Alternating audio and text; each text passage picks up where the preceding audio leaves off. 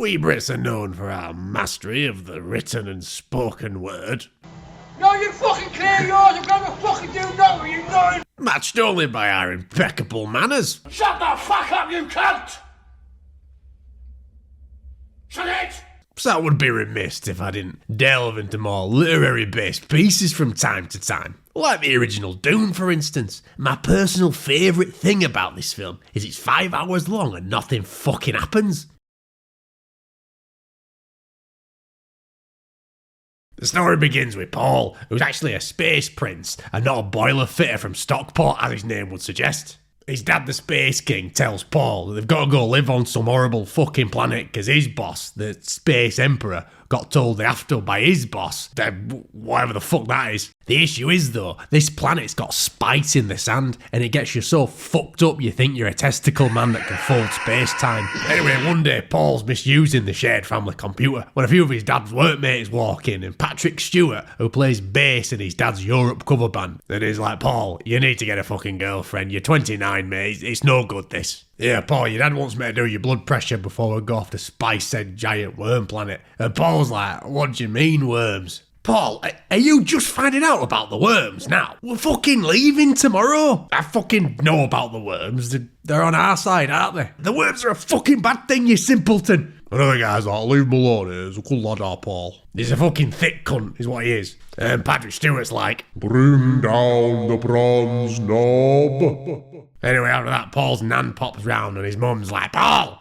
wake up, your nan's here. Fuck off. Why is he in bed with all his clothes on? His mum's like, oh, don't fucking ask. Anyway, on Spice World, Paul's settling in, so him and his dad go for a tour of the planet with this old fuck who's of so much spice that his eyes have turned blue. So he starts going on about some boring bollocks to Paul, and Paul's like, what the fuck was that? What the fuck was what? Mate, is your kid a bit fucking funny or something? And his dad's like, don't fucking ask. So this old fuck's like, anyway lads, this is where we get all fucking spice out of ground, but don't make too much fucking noise, or worms will swallow everything. And Paul's dad's like, what? So yeah, the worms fucking swallow everything. Anyway, after that, Paul goes back to his castle, but they're still moving all his shit in, so he stays in a cheap hotel downtown.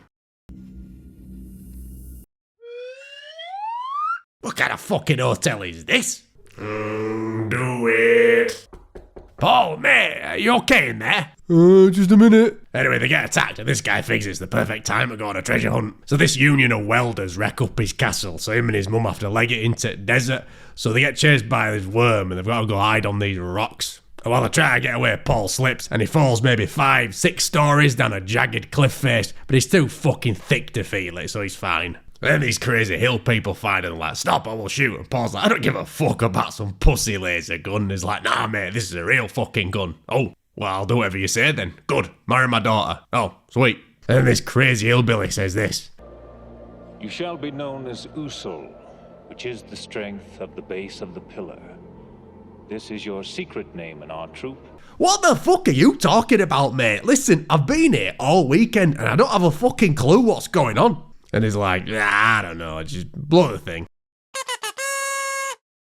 And then they take Paul to this chamber and he's like, what's that? And hillbilly leader's like, yeah, that's water of life, that. Well, what makes it different from normal water? Well, you can't drink that. Well, that's fucking stupid. Meanwhile...